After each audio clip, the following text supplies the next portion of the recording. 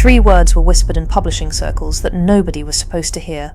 Post-Harry divorce. Not speculation about whether it might happen, but a conversation about what book would come after. Meghan's team allegedly reached out to gauge interest, framing it carefully. They weren't getting divorced, of course not, but if they ever did, would publishers want that story? The denial came wrapped in a question that shouldn't exist for a couple constantly proclaiming they're madly in love. And here's what makes your stomach drop. This wasn't just gossip from tabloids. This came from Vanity Fair, the same magazine that once put Meghan on their cover in a love letter to her fairy tale. They've turned. The gloves are off. And sources are now saying that 2026 could be the year this marriage reaches its breaking point, torn apart not by a lack of love, but by something far more painful. 2 people who want completely different futures for their children. The question everyone's asking isn't if they'll divorce anymore, it's what's actually happening behind those Montecito gates that has bookmakers taking odds on a split by the end of next year. Look, I need to be honest with you about something. Every few months for the past 7 years, someone's declared that Harry and Meghan are definitely, absolutely getting divorced. It's become white noise, right? The couple who've supposedly bought 12 different houses, moved a dozen times and divorced at least as many if you believe the headlines. Harry himself joked about it, laughing at how ridiculous the constant speculation has become. So why does this feel different? Because this time, the cracks aren't showing in anonymous tabloid quotes or body language experts analyzing a photo. They're showing in the one place that matters most to any parents, their children. Archie's 6 now, Lilibet's 4. And according to multiple sources close to the situation, Harry and Meghan are locked in what insiders are calling deeply emotional arguments about where these kids should grow up and what kind of life they should have. The tension isn't rooted in falling out of love. Everyone who knows them says they're still obsessed with each other. It's something harder to fix than a simple marital rough patch. Harry wants his children to know Britain. He wants them to understand where he comes from, to have a real relationship with their grandfather while there's still time. He's fixated on it, bringing it up repeatedly, feeling opportunities slip away with every month that passes. King Charles announced in December that his cancer treatment will be reduced in 2026. Good news on the surface, but reports suggest his condition is incurable, something he'll live with rather than beat. The clock's ticking in Harry's mind, and he's desperate to repair what's broken before it's too late. Meghan sees Britain completely differently. For her, the UK represents the most stressful and painful periods of her life. The scrutiny, the racism, the constant invasion of privacy. She fears what returning might demand of her emotionally, what toll it could take not just on her, but on Archie and Lilibet. Her instinct is to shield them from experiences that could reopen those painful chapters. Can you imagine being caught between protecting your mental health and your husband's desperate need for reconciliation with his dying father? Here's where it gets uncomfortable. Sources told Radar Online that these aren't occasional disagreements. They're deeply emotional disputes that threaten to tear them apart, geographically and emotionally. One insider put it bluntly. Harry and Meghan are broken in a lot of ways, and this drive to return to Britain could truly break them. That's not tabloid hyperbole. That's someone watching a marriage strain under the weight of 2 incompatible visions for the future. The strange thing is, from the outside, they looked like they'd finally figured it out. After stepping back from royal duties in 2020, they built this California life, Montecito mansion, Netflix deals, Archewell Foundation, the whole setup. They survived the aftermath of the Oprah interview, the fallout from Harry's memoir Spare, all the family drama. If they could weather that storm, what's a simple disagreement about visiting the UK? But it's not simple at all, is it? Because woven into this conflict is every trauma they've each experienced. Harry carries the weight of losing his mother, of feeling he failed to protect her, of watching the same media machine that destroyed Diana turn its sights on Meghan. He's hyper-vigilant about his children's safety to the point where it's become an obsession. He stated publicly that bringing his family to the UK without proper security would be impossible, that he can't see a world where it happens, and yet he's also desperate for it to happen. His father won't speak to him, not because of personal animosity, but because of this security issue hanging over everything. Harry told the BBC in May, his voice thick with emotion, "Life is precious. I don't know how much longer my father has. He won't speak to me because of this security stuff, but it would be nice to reconcile." Think about that. Your father has cancer, you don't know how much time is left. And the one thing standing between you and making peace is a bureaucratic decision about police protection. Meghan's trauma runs just as deep but points in the opposite direction. Multiple sources have described her poll ratings in the UK as terrible. Royal commentators openly discuss how hostile the reception would be if she returned. She was booed on the steps of St. Paul's Cathedral during the Queen's Platinum Jubilee, the last time she set foot in Britain, back in June 2022. That's nearly 4 years of staying away, and the wounds clearly haven't healed. One source close to the couple explained, "For her, the UK is bound up with some of the most stressful and painful periods of her life. Meghan's hesitation comes from a fear of what returning to Britain might demand of her personally and the emotional toll it could take. She's not being dramatic. She's being a human being who associates a specific place with profound pain. So you have Harry, pulled by an agonizing sense of unfinished business, conscious that his father's health is declining and time is running out.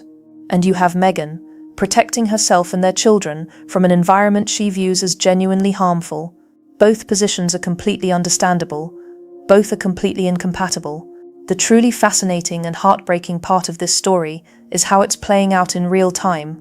In January 2026, Harry's been granted a security review by the UK government. The Home Office approved his request for a risk assessment from the Royal and VIP Executive Committee.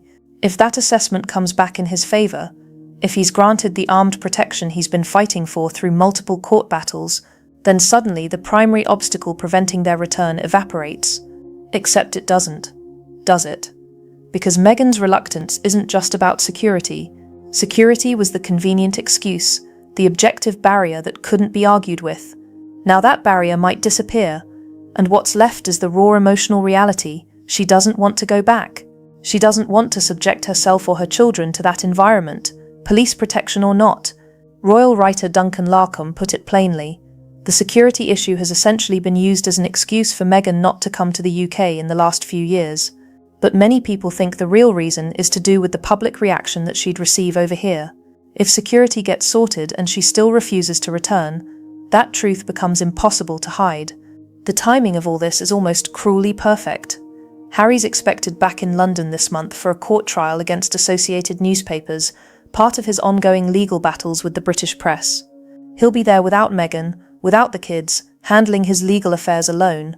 But sources say if the security review goes his way, they're looking at a potential family return as early as this summer. There's an Invictus Games countdown event in Birmingham on July 10th. Meghan's attended Invictus events before. It's Harry's passion project, the thing that still brings him pure joy. The Sun reported that she's earmarked that date for a potential UK comeback. It would be her first time on British soil since the Queen's funeral. It would also put her face to face with the British public and members of the royal family she's been at pains to criticise for years. One royal commentator noted that if she comes to the UK, humble pie is exactly what's on the menu for her. I don't think it's in Meghan's character to eat humble pie, they said. And honestly, why should she have to? She left an institution that was making her suicidal. Should she really have to apologise for choosing her mental health over royal protocol? But from Harry's perspective, this isn't about apologies or protocol. It's about his children knowing their heritage. It's about Archie and Lilibet having memories of their grandfather beyond what they see in photos. King Charles last saw those children in 2022 during the Jubilee. Archie was 3. Lilibet was barely 1. They're now 6 and 4, growing up on a different continent, barely British at all beyond their titles. Harry feels strongly that his children should grow up understanding where he comes from. It's not unreasonable. But sources say Meghan's up to put up a fight because they have fundamentally opposing views on how to raise their kids. She wants to shield them from the royal fishbowl. He wants them to have what he's lost, a relationship with family, a sense of roots, time with a grandfather who might not be around much longer. Here's what's keeping people up at night who care about this couple. Nobody's wrong. That's the tragedy of it. When one person's right and the other's wrong, you can work it out. You find compromise. But when both people are right, when both are protecting something deeply important, when both positions come from love and trauma and genuine care for their children's well-being, how do you reconcile that? One source told the press that if neither of them is willing or able to compromise, There's real concern among those close to them that this single, unresolved question could become the breaking point for their relationship. Not infidelity, not money problems, not even the constant media pressure they've faced since day one. But this: where do we raise our children, and what kind of life do we want them to have? The professional separation didn't help the optics.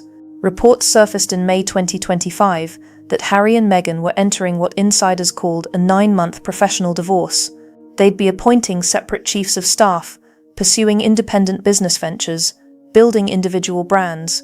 Harry allegedly spent 9 months planning his way forward as the Duke of Sussex, separate from Meghan's endeavours. One insider explained, "Harry is unkindly described as the spare to Meghan's endeavours. In reality, he has been giving her the space to flourish. Now it is his time to throw himself into exciting new work."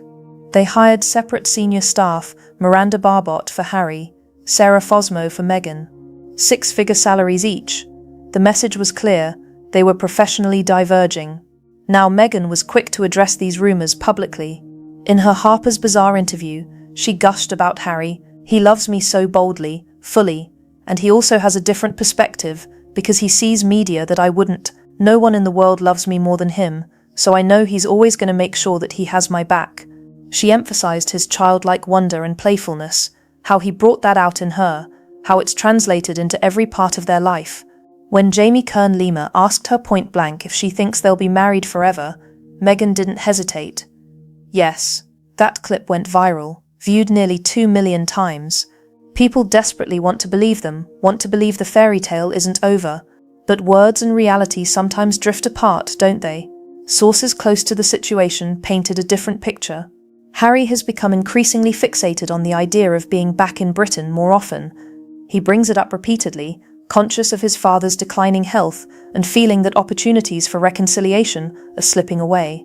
In his mind, the coming year carries a real sense of urgency and consequence. That urgency is palpable. King Charles announced his cancer treatment would be reduced in 2026, describing it as both a personal blessing and evidence of medical advances. But respected royal writer Camilla Tominey reported that the talk now is Charles may die with cancer, not of it, meaning it's manageable but incurable. Planning for his 80th birthday in 2028 is tentative at best. The man's mortality is no longer theoretical, it's a countdown. Reports emerged that Charles is exploring peace talks with Harry, possibly at Balmoral or a neutral London venue. The king doesn't want this falling out to overshadow his legacy. He's motivated by a desire to see his grandchildren before it's too late, to resolve the family discord that's defined the final chapter of his life so far. There was even speculation about a Christmas invitation for Harry, described by insiders as potentially Charles's last Christmas, where he feels well enough to bring the whole family together. Can you feel the weight of that? Harry's watching his father's health decline from across an ocean. Cut off not by choice, but by circumstances he feels powerless to change. He told the BBC, voice breaking, "There is a lot of control and ability in my father's hands. Ultimately, this whole thing could be resolved through him." But then added, "I don't know how much longer my father has." Meanwhile, Meghan's building a different kind of life entirely. Her Netflix show With Love Meghan launched its 2nd season. She's working on her lifestyle brand, American Riviera Orchard. She corrected Mindy Kaling on camera about going by the name Sussex now, making clear she's holding on to those royal ties even as the family relationship crumbles. Multiple sources noted an interesting dynamic. One person who worked with the couple said, "I don't think he wants to be famous the way Meghan wants to be famous." Another observed, "I think Harry doesn't know what he wants because he grew up in a fishbowl, and so he doesn't know what real life really is. I think he probably wants to be left alone and be able to go kiss babies every once in a while, but not have to worry about money." That fundamental difference in what they want from public life has always existed, but it's become more pronounced as they've pursued separate projects. Harry's thrown himself into Invictus Games, his genuine passion. Meghan's building a media and lifestyle empire. They're both successful, both doing meaningful work, but they're doing it increasingly apart. The Vanity Fair article that dropped in January 2025 was devastating in its detail. It reported that rumour circulated in the book world that Meghan's team had a conversation with a publishing house about a theoretical post-Harry divorce book. The framing was careful. No, they weren't getting divorced, But if they hypothetically did, would there be interest? Nothing was ever put on paper, no offer was made, no manuscript produced, but the fact that the conversation allegedly happened at all sent shockwaves through royal watching circles. A second source tried to provide context. If that's true to any degree, she would have been approached and not vice versa, meaning publishers likely approached her team, not the other way around. But still, the conversation happened. One source defended them fiercely. Meghan and Harry know that they are tied together. Their value is in being a couple. Even if they wanted to split, they couldn't. And honestly, they are obsessed with each other. That's probably true. Multiple people close to them attest to their genuine affection. But obsession and compatibility aren't the same thing, are they? Another insider told the Daily Beast, the Vanity Fair divorce story seemed very unfair. There was a book, but there wasn't a book. She was planning for life after divorce, but they are totally in love. It's all very confusing. That confusion might be the most honest thing anyone said about this situation. Because here's what we're actually looking at. Two people who love each other deeply, who've been through hell together, who've built a life and a family, now facing a choice that has no good answer. Harry's yearning for home has grown stronger as the years pass. He looks back with deep regret about missed time and conversations with his father. One palace source said, "There is a deep regret about missed time and conversations, and he views spending more time in the UK as a way to repair some of that emotional distance. In his mind, going back is not just practical, but a chance to heal old wounds before it is too late." Meghan sees it as reopening wounds that have barely begun to heal. Her instinct is maternal protection. Shield herself and the children from experiences she worries could cause harm. One source explained, "She knows where her bread is buttered and is very aware that no one would give her the time of day if she wasn't the Duchess of Sussex or if she left Harry." That's harsh but probably accurate.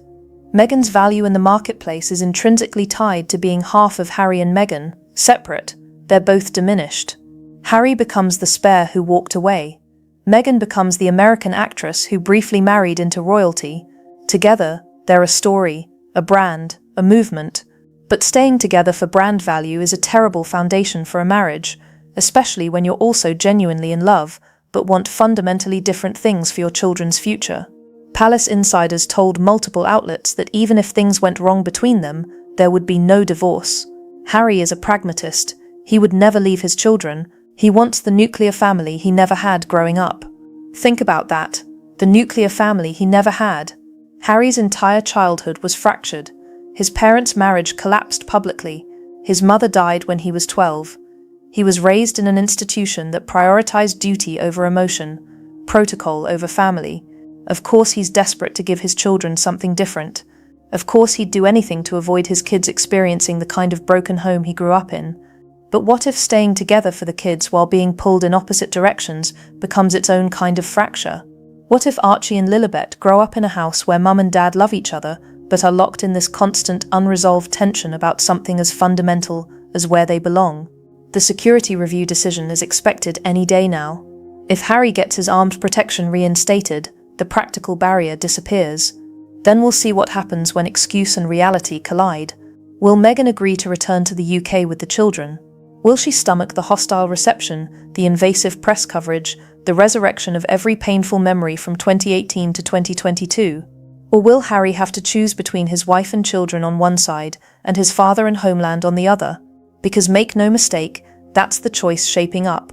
Sources say there will be all kinds of considerations, the children's school, other commitments. But if security is sorted, Harry's been clear about his desire. "I want to show my kids where I grew up and the UK." Royal commentator Richard Fitzwilliams predicted that if Meghan does return, she'll bring the children as a strategic move to shield some of her unpopularity. Her poll ratings are terrible, and the rift with the royal family will cause the press to be hostile, he said. The presence of Archie and Lilibet would temper the criticism. Few things cut through negativity like images of young royals. It's calculated but not necessarily cynical. Parents use their children as emotional shields all the time, not maliciously, but as a natural protective instinct. If having the kids there makes the trip more bearable for everyone, maybe that's not manipulation. Maybe that's just survival. But it also means 6-year-old Archie and 4-year-old Lilibet get thrust into the exact spotlight Meghan's been desperate to keep them out of. The British press would go wild for photos of Charles's grandchildren, the ones he barely knows, finally visiting their heritage. The same media machine Meghan views as toxic and dangerous would turn those children into content, dissecting every outfit, every expression, every interaction. Harry and Meghan have extreme vigilance about their children's privacy. Sources say Harry's hypersensitivity stems from his own childhood trauma. He's still deeply resentful of the way he was overexposed and commodified growing up. He sees it as his duty to protect his kids from suffering the same fate.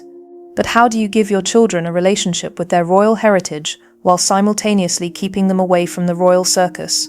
How do you let them know their grandfather without exposing them to the institution that comes with him? These are impossible questions with no clean answers. And that's where we are?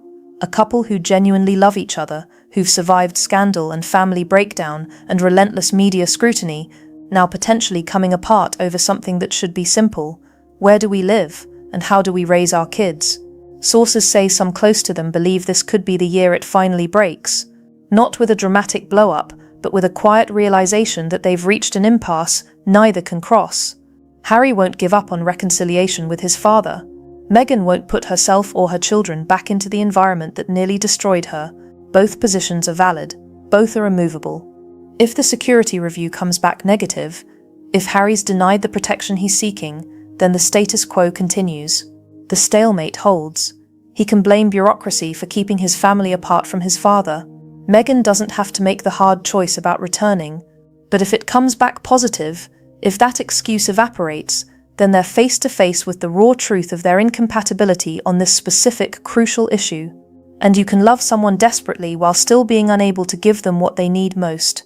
One source close to Harry said, "No matter how long he's lived abroad, Britain is still Harry's home at a fundamental level, and he loves it with all his heart. Being unable to return freely because he feels it isn't safe for him or his family has been an enormous emotional burden. If that concern is eased, it would lift a huge burden from his shoulders. But lifting that burden for Harry might mean crushing Meghan under a different one. The burden of returning to a place that hurt her profoundly. The burden of watching her children get consumed by the same royal machine she fled. The burden of sacrificing her peace for her husband's need for closure. This isn't a story about whether they love each other. Everyone agrees they do. This is about whether love is enough when two people need fundamentally different things to heal from fundamentally different wounds. Harry needs to go home. Meghan can't go back. Both positions come from deep trauma. Both are acts of self-preservation. And their children are caught in the middle. Too young to understand why Grandpa Charles is a stranger. Too young to grasp the complex history that keeps their family on opposite sides of an ocean. The truly heartbreaking thing is watching two people who fought so hard to be together, now fighting each other, not out of malice, but out of competing survival instincts. They left the royal family to build a life on their own terms, but they're discovering that their own terms might actually mean two different things. There's speculation that the 2027 Invictus Games in Birmingham could provide a suitable backdrop for public reconciliation between Harry and his family. Palace aides are quietly investigating whether the event could work for that purpose.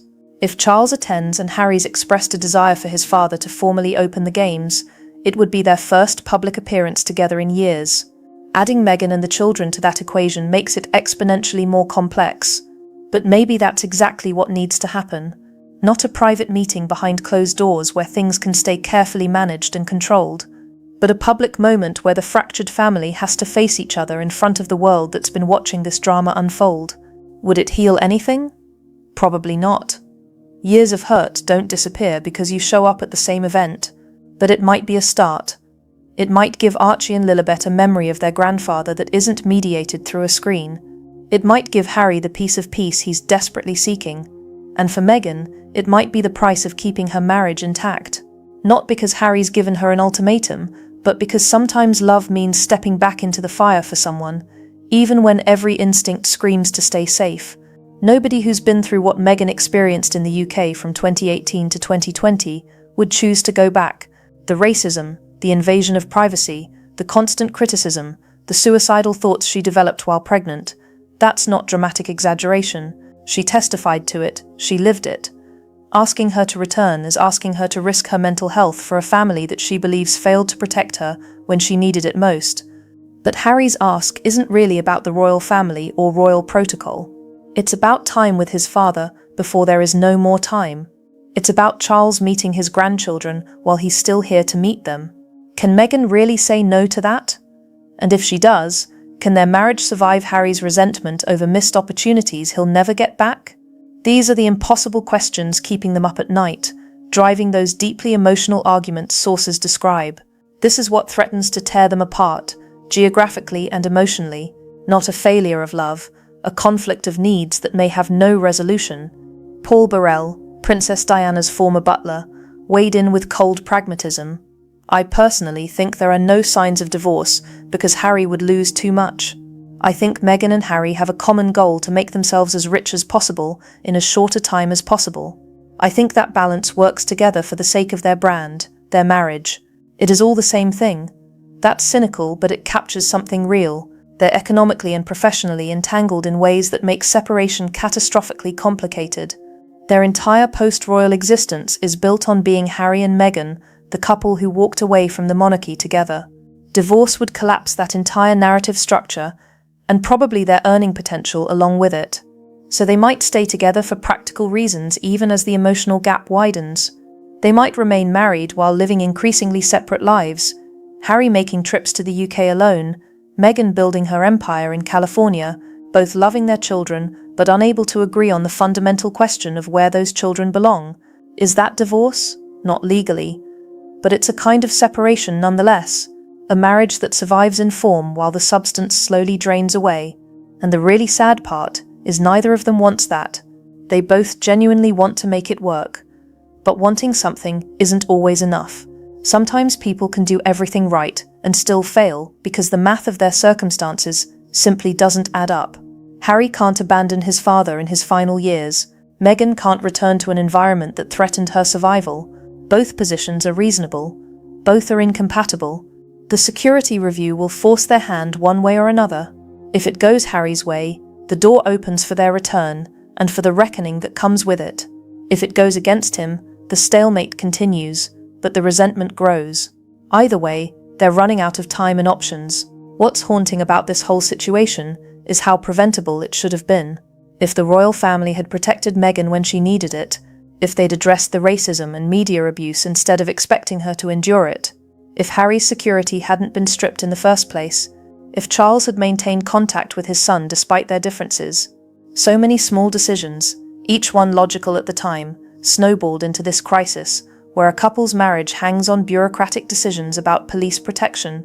It's absurd, it's tragic, and it's entirely avoidable if any of the involved institutions cared more about people than protocol. But they don't. And so here we are watching two people who survived the impossible, now struggling with something that should be simple, visiting your father. Except nothing about this family has ever been simple, and the wounds run too deep for easy solutions. Here's what we're left with as 2026 unfolds. Harry and Meghan at a crossroads, genuinely in love but potentially incompatible in what they need for their futures. A security decision that could change everything or nothing. A dying king who wants to see his grandchildren before it's too late. Two small children who don't understand why they can't visit grandpa. And a marriage that survived so much, now tested by the one thing that matters most, how to protect and raise the family they've created together. The betting odds suggest divorce by the end of 2026. Bookmakers are literally taking bets on the dissolution of their marriage, which feels gross but also indicates how serious the speculation has become. These aren't just tabloid rumors anymore. This is mainstream media, respected publications, palace insiders, all pointing toward the same conclusion. Something's got to give. Maybe they'll surprise everyone. Maybe Meghan will find the strength to return, and Harry will find a way to make it safe and brief enough that she can handle it. Maybe Charles will travel to California instead, though his health makes that increasingly unlikely. Maybe they'll find some middle path nobody's thought of yet, some compromise that threads an impossible needle. Or maybe we're watching the slow-motion collapse of a relationship that was always going to struggle under the weight of everything they've been through. Not because they don't love each other, but because love doesn't automatically solve logistical and emotional impossibilities. What strikes me most about all of this is how human it is. Strip away the titles, the palaces, the media circus, and you have a story that happens in families everywhere. Adult children trying to balance their own lives with aging parents who need them. couples disagreeing about where to raise their kids, past trauma dictating present choices, wanting to be there for family while also protecting yourself from people and places that hurt you. The royal element just makes it all play out on a global stage with higher stakes and no privacy. But the core conflict is completely relatable. How do you honor where you came from while building the life you need? How do you maintain family ties when that family caused you pain? How do you choose between your partner's needs and your own survival? These questions don't have easy answers for anyone. For Harry and Meghan, they might not have any answers at all. And that's what makes this story so compelling and so sad. We're watching two people genuinely trying to do right by everyone, by each other, by their kids, by their families, and discovering that doing right by everyone might be impossible. The deadline is King Charles's health. Every month that passes is a month Harry doesn't get back with his father. Every argument about returning is time wasted that could have been spent healing their relationship.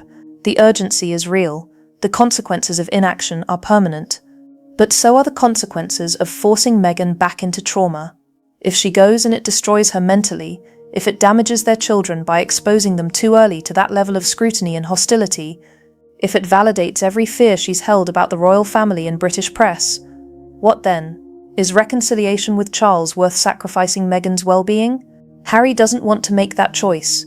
He wants both. He wants his wife and children safe and happy, and he wants time with his father before it's too late.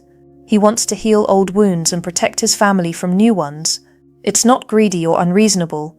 It's just incompatible with reality. So we wait for the security decision, for whatever happens next with Charles's health, for whether Meghan shows up in Birmingham this July or stays home, for whether this marriage finds a way through or becomes another casualty of the institution that's already taken so much from both of them. What do you make of this? Not the gossip or the speculation, but the actual moral question at the heart of it. If you were Harry, what would you do? Would you accept that your wife can't return to the UK and find other ways to maintain connection with your father, even if it meant less time together? Or would you fight for what you want, regular family visits, your children knowing their heritage, even knowing it might cost you your marriage? And if you were Meghan, would you face your fears and trauma to give your husband what he needs, trusting that he'd protect you and the children this time? Or would you hold firm on the boundary you've set, prioritizing your mental health and your children's well-being over reconciliation with people who you feel failed to protect you when it mattered? There are no clean answers here. Both sides have legitimate needs, both are making reasonable choices based on their experiences, and both are running out of time to find a solution that works for everyone. That's the tragedy. Not that they might divorce, though, that would be sad, but that they might stay together while being slowly torn apart by a choice neither should have to make. That's the real story behind the headlines. Two people who love each other, trapped by circumstances partly of their own making, partly imposed by institutions that care more about protocol than people. This isn't ending with a clean resolution. It's going to be messy and complicated, and we're probably going to watch it unfold in real time throughout 2026. The question isn't really whether they'll divorce. It's whether they can find a way to stay together while wanting fundamentally different things, and whether love, no matter how genuine, can bridge that gap. Share your thoughts below. Have you ever been in a relationship where you both wanted different futures? How did you handle it? And do you think there's any path forward for Harry and Meghan that doesn't require one of them to sacrifice something essential? Because from where I'm sitting watching this unfold, I genuinely don't know. And I think that uncertainty is what's keeping everyone so captivated by this story. Not the drama or the palace intrigue, but the very real human question of whether love can survive impossible choices. Hit subscribe if you want to follow this story as it develops, because something tells me 2026 is going to be the year we get our answer, one way or another. And whatever happens, it's going to change the royal family and this couple forever.